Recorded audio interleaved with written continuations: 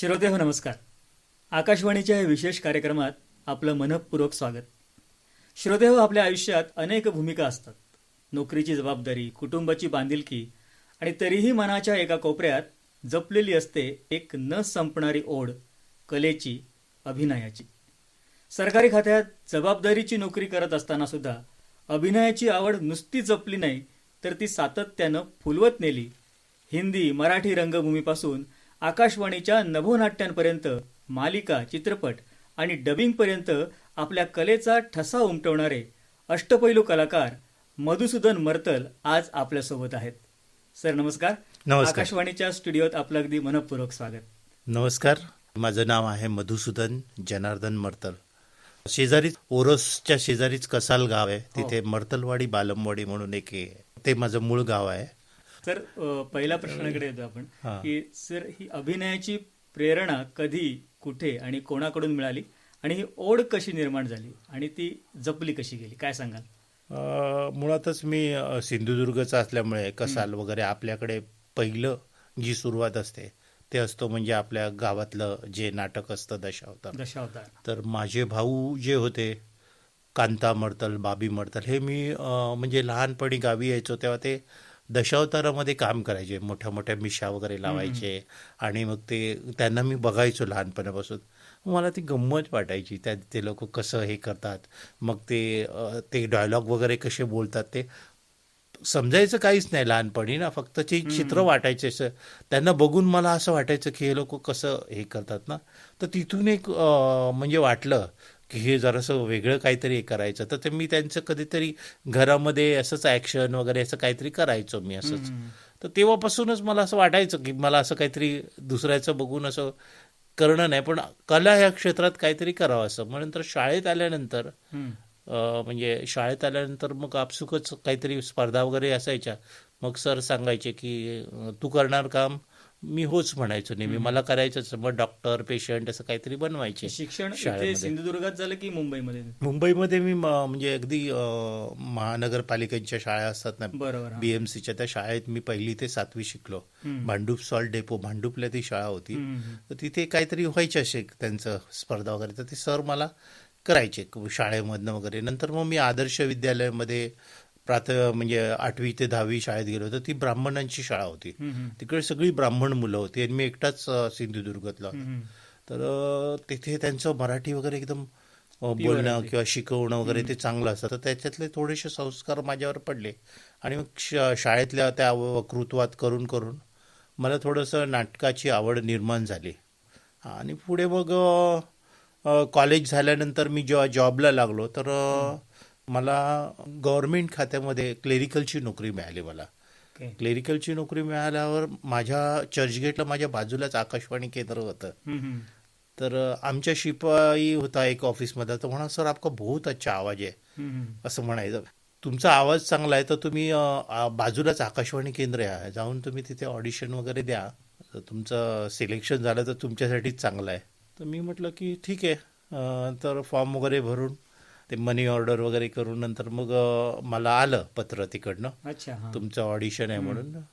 तर त्यावेळेला आपल्या आकाशवाणीमध्ये करुणा देव मॅडम होत्या आणि मोहनदास सुक्तनकर परीक्षक म्हणून आलेले, आणि जवळजवळ 30 लोक होती ऑडिशनला. त्याच्यामध्ये शमाराज वगैरे, विलासराजची बायको हे होती. आणि तुम्हाला सांगितलं तर खरं वाटणार नाही, पण ही लोक सिलेक्ट न होताना फक्त 3 लोक सिलेक्ट झाली, त्याच्यात माझा नंबर होता. अरे वा. 3रा नंबर माझा होता.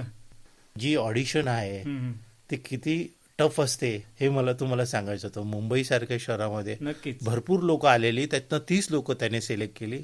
30 लोकांमधनं 3 लोक सिलेक्ट केली. 3रा नंबर माझा होता, त्यात B+ ग्रेड मिळाली. आणि त्या दिवशीच मला त्यांनी एक रेकॉर्डिंगसाठी म्हणजे बोलवलेलं, मला लेटर दिलं त्यांनी. निर्णय अनिर्णय नावाचं राम मुंगी साहेबांबरोबर माझं रेकॉर्डिंग होतं, पहिलं नाटक. आणि ती माझी प्रोफेशनलची पहिली सुरुवात झाली. असं ऐकलंय की लहानपणी तुम्ही सत्यदेव दुबे वगैरे यासारख्या गुरूंचं तुम्हाला मार्गदर्शन लाभलं होतं, त्याबद्दल काय सांगाल?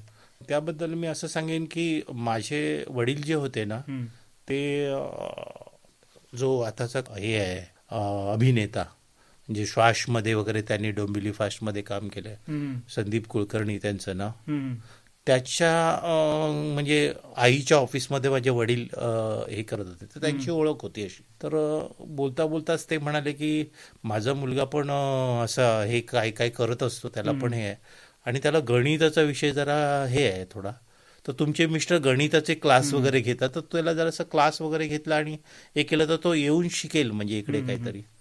तर मी गणिताच्या क्लासला जायचो तिकडे, पण माझं लक्ष असायचं तो कसं काय अभिनय करतो, कुठे जातो, तो काय काय करतो, इकडे माझे कान लागून असायचे. म्हणजे माझं ह्याच्यामध्ये लक्ष असायचं, पण माझे कान तिथे असायचे की बरोबर. मला त्याच्यामध्ये इंटरेस्ट होता ना. झालं असं की त्याचं बघून बघून तो सत्यदेव दुबेंकडे जायचा, हम्म, हम्म. तो जयदेव अटंगडी कडे जायचा. अरे जयदेव वा. अटंगडीकडे मी स्वतः फॉर्म भरला आणि 250-300 रुपये होते त्यावेळेला. जयदेव अटंगडी सर मला म्हणाले, तुझं आडनाव मर्तल, फार चांगलं, माझं नाव हटंगडी, तुझं नाव मर्तल, दोघांच्या आडनावाचा पत्ता नाही म्हणाले, हम्म, तुझं आणि माझं चांगलं जमणार आहे म्हणाले. हम्म, काही असू देत, तू आपल्या शिबिरात जॉईन कर. त्यांनी माझे हे करून घेतलं हम्म. आणि मला ते एकदम स्पेशल माझ्याकडे लक्ष द्यायचे एकदम. बरं. हां, काय माहिती नाही की त्यांना काय माझ्याविषयी हे होतं. हम्म, एक लेखक होता, त्याला सांगितलं की त्यांना काहीतरी त्याच्याविषयी ते काहीतरी बोलला त्यांना.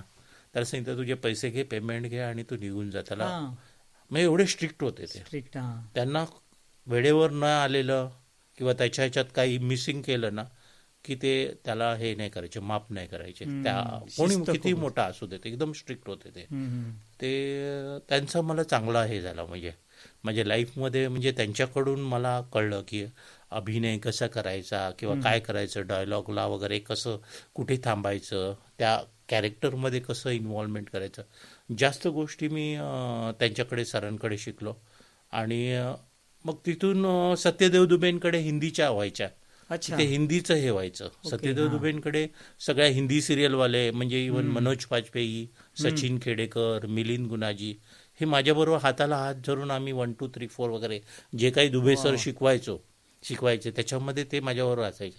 आणि माझ्या बाजूला नेहमी राईट साईडला किंवा लेफ्ट साईडला मिलिंद गुनाजी असायचं माझ्या. तोही त्यावेळेला तिथे यायचं सत्यदेव दुबेंकडे. तर अशा प्रकारे मग सुरुवात झाली माझी.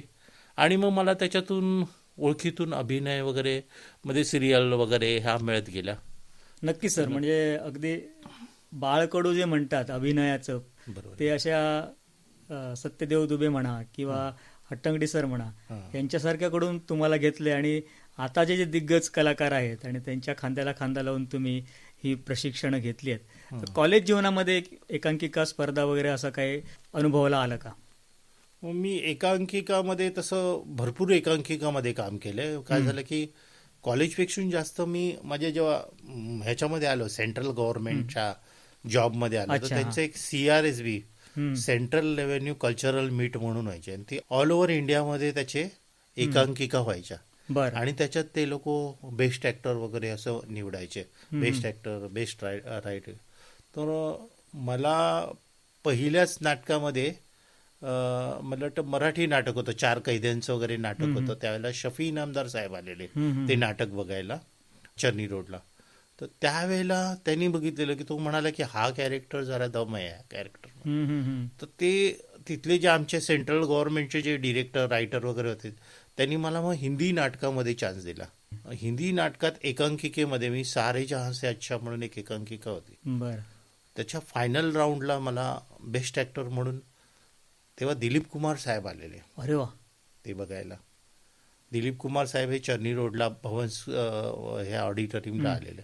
तर मला त्यावेळेला काय एवढा मोठा रोल दिला नव्हता. त्याने ऑडियन्समधनं एका नेत्यावर मला हे करायचं होतं, त्याला स्ट्राईक करायचं होतं. म्हणजे तुम्ही लोकांना असं का फसवता वगैरे, बरोबर. हे शौचालय बांधून देत नाही, हे नाही, ते नाही, हे केलं ते केलं ते केलं सांगून तुम्ही लोकांना का फसवता, असे ते हिंदीमधनं डायलॉग बोलून त्या नेत्याच्या अंगावर मी धावून जातो आणि मला 4 माणसं पकडतात.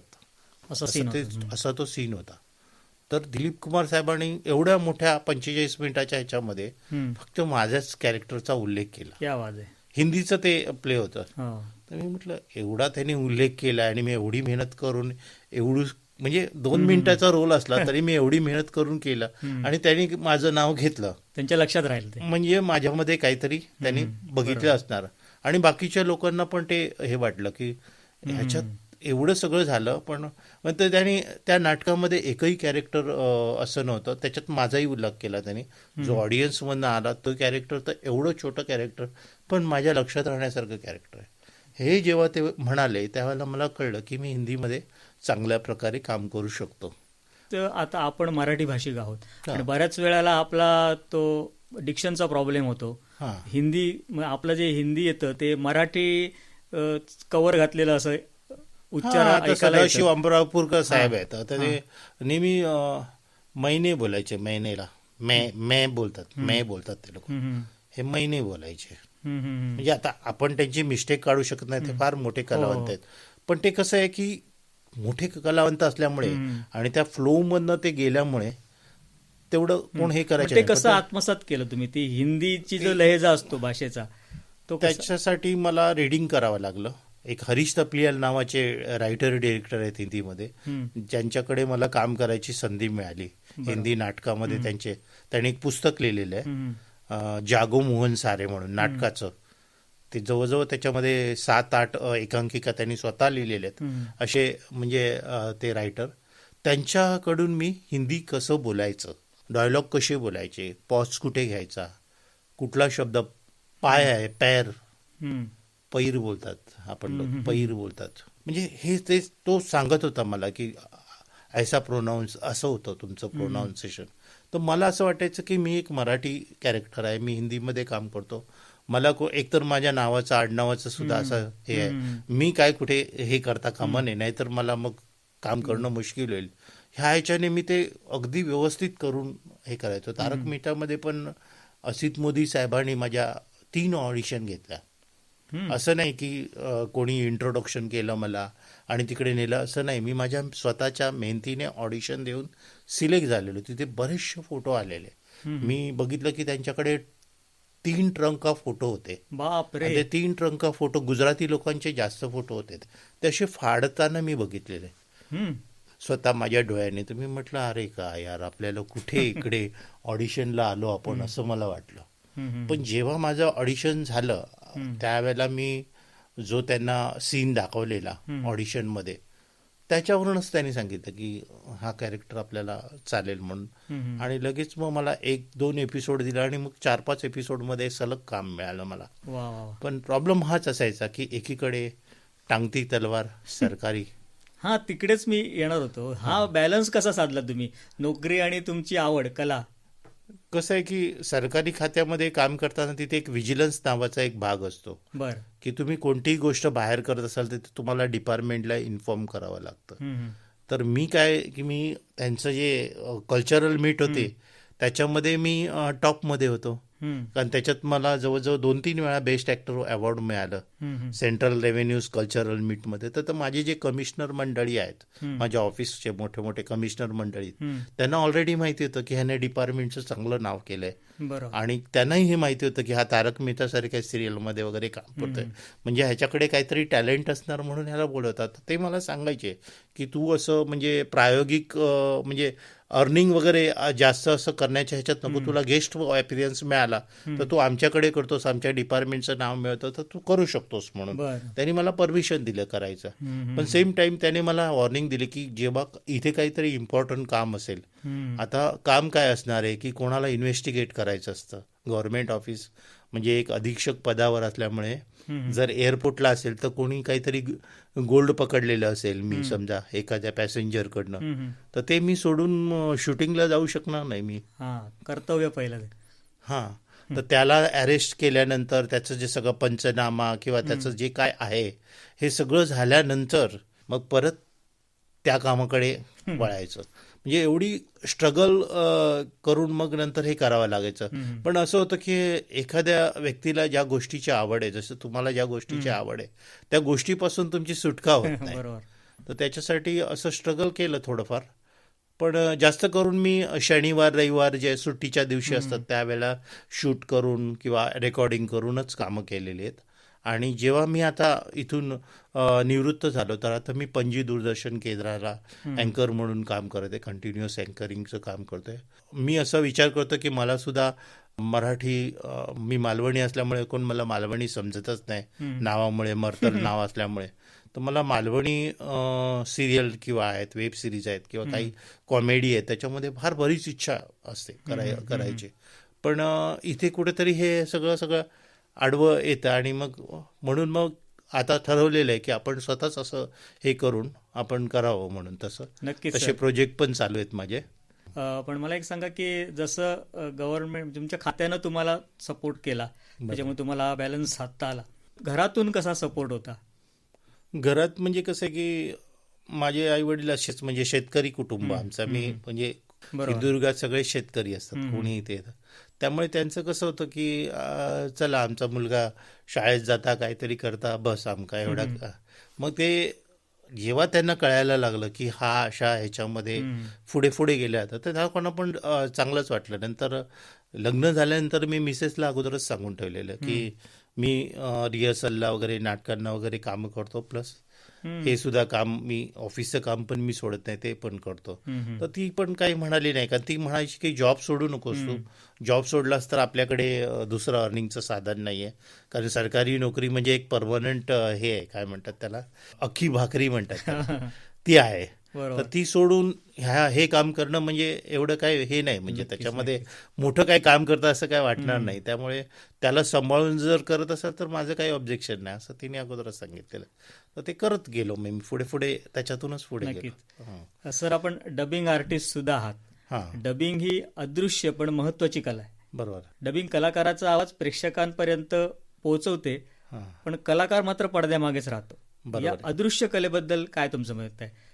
आता डबिंगचं काम बऱ्याच ह्याच्यामध्ये माझ्यासारखं तर मी तर एवढा मोठा म्हणजे नावाजलेला नाही, पण अगदी नाना पाटेकर पासून तर जी लोक आहेत त्यांनी सुद्धा मोठमोठ्या अशा लहान मुलांचे जे हे आहेत सिरियल वगैरे त्याला बरोबर. पाठवून बॅकग्राऊंड आवाज दिले असतो. तुमचा आवाजच इतका भारदस्त असतो की तुमची ओळख त्याच्यातून कशी निर्माण होते. आणि डबिंगचं काम मलाही खूप आवडायचं. डबिंगचं काम की त्याच्यामध्ये कसं असतं की तुमचे अभिनय न करताना तुम्ही त्या आवाजातून कसं निर्माण करताय वातावरण. एखादा समजा सीन आहे, रडण्याचा सीन आहे, तर तुमच्या डोळ्यातून अश्रू येत आहेत की नाही ते त्यांना समोरच्यांना कळत नाही, पण तुमचे जे डायलॉग्स आहेत त्याच्यामध्ये ते तुमच्या शब्दामध्ये व्हेरिएशन वगैरे आहे, ही सगळी कला डबिंगमध्ये एकदम मस्तपैकी शिकण्यासारखी आहे. त्याच्यात आकाशवाणीचा फायदा झाला असेल तुम्हाला. तो आकाशवाणी कसं आवाजाच्या माध्यमातून तुम्हाला सगळं उभं करायचं असतं. आकाशवाणी केंद्र मुंबई तसंच ओरोस जेवढी पण आकाशवाणी केंद्र आहेत त्या आकाशवाणी केंद्रांचे जेवढे तर त्यांचं मला एकदम म्हणजे मनपूर्वक आभार मानावे लागतील.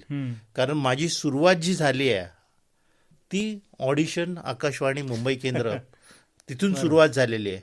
आणि त्यामुळे मला पहिलं जे काम मिळालं ती जे मी सांगितलं तुम्हाला, निर्णय आणि राममुंगी साहेबांबरोबर, तिथून माझी सुरुवात झाली. त्यामुळे मी आकाशवाणीला माझ्या ह्या संपूर्ण आयुष्यात कधीच विसरू शकणार नाही. ते एक माझ्यासाठी फार, मला कोणीही विचारलं की तुमची सुरुवात कुठून झाली तर मी एकच सांगेन, आकाशवाणी. आवाजाच्या ह्याच्यातून पुढे मग अभिनय मग दूरदर्शनच्या मालिकांसाठी ऑडिशन वगैरे, स्क्रीन टेस्ट वगैरे देऊन. म्हणजे काय असतं की ज्या वेळेला आपल्याकडे काही बॅकग्राऊंड नसतं, समजा आपले आई आहेत, वडील आहेत, काका आहेत, ते कुठेतरी अभिनय करतात किंवा आपले वडील आहेत ते ॲक्टर आहेत, मग त्यांच्या मुलांना सेलिब्रिटी वगैरे समजलं जातं, तसं आम्हाला तर कोणी करणार नाही. आम्हाला आमच्याकडे आमचं जे काही टॅलेंट आहे त्याच्यावरच आम्हाला हे सुरू झालंय आणि आम्ही ते त्याच्यात त्या जेवढ्या काही परीक्षा आहेत त्या आम्ही आमच्या पार पाडलेल्या आहेत आणि ह्या क्षेत्रामध्ये आम्ही आलेलो आहेत. आम्हाला रेडीमेड काही मिळालेलं नाही. आपल्या मेहनतीने कष्टाने तुम्ही इथपर्यंत पोहोचलाय. हो. सर, एक असं काम तुम्ही केलंय, किस्सा आहे असं मी ऐकलाय, एक किस्सा की तुम्ही तसं काम तसं काम त्या विषयावर अजून कोणी केलं नसेल. बरोबर आहे, तो बरोबर काय किस्सा आहे? तो किस्सा असा आहे की मला एक तुझं माझं जमेना नावाची सिरियल मिळाली. त्याच्यामध्ये अजितेम जोशी जे पक पक पका पिक्चर आहे नाना पाटेकरचा, त्याचे निर्माता अजितेम जोशी, तर त्यांनी मला तुझं माझं जमीन आहे या सिरियलमध्ये घेतलं. माझ्याबरोबर मेघना एरंडे होती, मेघना एरंडेला तुम्ही मग काय? ओळखता, तर तिच्याबरोबर मला हे गाणं होतं. हम्म. म्हणजे त्यावेळेला असं होतं की मराठी रिव्हर्समध्ये मी काहीतरी गाणी म्हणायचो. रिव्हर्स जसं मध्ये. नाच रे मोरा आंब्याच्या म्हणा, ते उलट चना रे रामो असं करून म्हणजे उलट करून बोलायचं गाणं बोलायचं. तर त्याच्यामध्ये मी ढगाला लागली कळ हे गाणं मला त्यांनी म्हणायला सांगितलेलं अच्छा. रिव्हर्समध्ये. मग त्याच्यात मेघना आणि मी आम्ही खांद्याला खांदा लावून दादा गुंडगेचं सीन मी नाचत होतो, मेघना माझ्यावर नाचत होती. त्या सिरियलमध्ये तर पूर्ण एपिसोडमध्ये बरेचसे डायलॉग त्यांनी रिव्हर्समध्ये बोलले होते. वेगळाच प्रकार आहे हा. वेगळाच प्रकारे. आता समजा मी तुमच्याशी बोलतोय काहीतरी, हा. तुम्ही माझी मुलाखत घेताय हो. आणि मी तुमच्याशी काहीतरी बोलतोय, हा. ता माझं मी तू झमाची लाकत मुतागे मी मचा तू मोरस सलोब आहे, तुम्ही झमाशी एकारित्या लताय अरे बापरे. असं करून ते उलटे त्यांनी डायलॉग लिहून दिलेले. आता ढगाला लागली कळ, हा. पाणी थेंब थेंब गळ, हा. रव गाढ लागली लाळक, हा. नी पाबंते म्हणते ग. चाल पण तीच लावायची. हो. लच ग नी राऊया गानी गा, रुया पिकारा पागंस, हा. रामाच्या पारात गार गार वाऱ्यात, अंगाला बिडू दे अंग, हम्म. वाज तुच निझमा चळजू, नी पाबंते म्हणते ग, क्या बात आहे. रव गाढ लागली लाळक. असं अशा प्रकारचे म्हणजे काहीतरी मध्येच कॉमेडी वगैरे करायचं. समजा हे तुम्ही ते सिरियल मध्ये म्हटलं, समजा कोंबडी पळाली गाणं आहे ते म्हणायचं झालं तर कसं म्हणाल? तसंच ना, कोंबडी पळाली तंगडी असंच आहे ना ते हा, गाणं. हा. डिंबकोळाली पडिंग तनरुद डिंगल याला गाली गेला, क्या बात आहे. हा डिंबकोळाली पडिंग तनरुद डिंगल याला गाली गेला, वा वा वा. कॉक कॉक कॉक कॉक कॉक कॉक कॉक, हा भार सोसना हा. जड झालीत वा वा. पिक भारी, एक नवीन प्रयोग गात त्यानिमित्ताने. ज्वारवरलय, ह्या टाईप मध्ये ते. मग जसं पण हे शब्द आहे तसं कसं उलटं सवय करून. तुमची अगदी होती कसं आहे की? की हा. कधीतरी कॉमेडीमध्ये कोणीतरी असं सांगितलेलं की असं रिव्हर्स कर तसं कर. हा. तर एकदा असंच झालेलं, माझा मित्र मला म्हणालेला की समोरून टीसी येतोय, हम्म. तो आपल्याकडे तिकीट विचारणार, आपल्याकडे तिकीट नाहीये, हम्म. तर तू त्याच्याशी उलट बोल. हा, CST ला आम्ही असं चाललो होतो. हा. तो म्हणाला की ठीक आहे. तर मी बोलतो, हम्म. पण मला पकडलं तर तुम्ही लोक नंतर राहा बरोबर हा माझ्या. तर तो म्हणाला की ठीक आहे रे, असं बोलून तर बघ ना काय बोलतोय ते. तर त्या टीसीने मला विचारलं, हम्म. तर तिकीट असं विचारलं मला. तर ह्या लोक काय, ह्याने सांगितलं माझ्याकडे आहे म्हणून, आणि ते पुढे निघून गेले सगळे. मला त्यांनी विचारलं की तुझं आपका तिकीट बताव. तर म्हणजे झमाडे का किट्टी आहे ना, हम्म. माझ्याकडे तिकीट नाही आहे असं बोललो. झमाडे का किट्टी आहे ना, सपा आहे ना, एका पण या नाही, आम्ही करू. त्यांनी थोडा वेळ माझ्याकडे असं निरखून बघितलं हम्म. आणि असं केलं मला. जाओ जाओ. तर अशा प्रकारे म्हणजे काही कॉमेडी करायची असली की हे एक कलेचा असा सुद्धा उपयोग हा. होऊ शकतो तुमची सुटका होण्यासाठी. हा. क्या बात आहे. तर ते ह्याच्यातून असंच नक्कीच, निर्मिती झालं, म्हणजे हे सगळं असं पुढे पुढे होत गेलं. नक्कीच. सर, नोकरी करत असून सुद्धा अभिनय आणि कला क्षेत्रात काम करण्याचं स्वप्न पाहणाऱ्या तरुण कलाकारांसाठी तुम्ही काय सांगाल? कसं आहे की नोकरी करणारी जे जास्त करून असतात, आता कोकणामध्ये जे आहेत, हम्म. कोकणातले जेवढे पण आहेत, इन्क्लुडिंग मी पण कोकणातलंच. घरची परिस्थिती सगळ्यांचीच सारखी नसते, कारण आम्ही शेतकरी ह्याच्यातून असतो, मुंबईला आलेलो असतो. मुंबईला मामाकडे जायचं, काकाकडे जायचं, त्यांच्या घरी राहायचं भाड्यानी वगैरे, आणि मग अंधेरी वगैरे MIDC वगैरे कुठेतरी कामाला जायचं. 12वी नंतर 1000-2000 पगार मिळेल, त्याच्यातून गावी मनी ऑर्डर काहीतरी आई वडिलांना पाठवायची. हा बेसिकली पहिल्यापासूनचा हे होता. आता तो ट्रेंड चेंज झाला आहे. आता मुलांनी एज्युकेशन घेतलेले आहेत, मुलं इंजिनियर झालेली आहेत, पुढे पुढे गेलेली आहेत, आणि बऱ्याचशा गोष्टी ॲडव्हान्स झालेल्या आहेत, ॲप्स आलेले आहेत. किंवा एखाद्या आता जरी समजा तुम्ही तो मुलगा एखाद्या शोरूममध्ये जातो बाईकच्या, तरी तो बाईकच्या शोरूमवाला म्हणतो तुला गाडी मिळेल हा माझ्याकडनं, आपण बरोबर टायमिंगवर यायचं. आणि त्यावेळेला तसं नव्हतं. जी परिस्थिती आता बदललेली आहे, त्यामुळे मुलांनी सुद्धा ते ट्रेंड घेतलेला आहे. आमच्या वेळेला काही नव्हतं. बसने जाणं, पायी जाणं किंवा सायकलने जाणं, जी काही होती, आकाशवाणी होती किंवा काय रेडिओ होता किंवा जे काय होतं त्याच्यात आम्ही काम चालवलं. आम्ही कोणाला तक्रार केली नाही की बाबा ह्याने आम्हाला फोन केला नाही, त्याचा मेसेज आम्हाला मिळाला नाही. आम्हाला सगळ्या गावच्या भेटी वगैरे अगदी कापडाच्या थैलीत बांधून पोहे वगैरे सगळे खडखडे लाडू वगैरे सगळे घरापर्यंत पोचवत होते तेव्हा सुद्धा. वा. आताही ते पोचतात. हम्म, हम्म, फरक एवढाच आहे की काळ बदललेला आहे, हम्म. माणसं तीच आहेत. बरोबर. काळानुसार चालणं हेच खरं त्याचं उत्तर आहे असं म्हणता येईल. हा, सर, आता तुम्ही सेवानिवृत्त झालात, बरोबर आता भरपूर वेळ पण आहे तुमच्याकडे. बरोबर. मग अशी तुम्ही तुमची एक योजना तुम्ही सांगितलीत काय करायचं, असं आणखी काही भविष्यात डोक्यात आहे का करायचं? हा की ह्या कलाक्षेत्रामध्ये एवढी वर्ष गेली हम्म, तर निर्मिती क्षेत्रामध्ये म्हणजे असं हे करायचं आहे. कोकणात मी असल्यामुळे हम्म, माझ्या मनामध्ये एक संकल्पना आहे की येवा कोकण आपलाच असा. हम्म, ही एक म्हणजे मालिका आहे. हम्म. ती मालिका माझे मित्र आहेत, ते सध्या लिहितात आहेत, त्यांनी लिहून पूर्ण झालेली ओके. डिरेक्टर आहेत. हम्म. तर त्या निर्मिती क्षेत्रात उतरण्याचा असं हे एक अरे वा.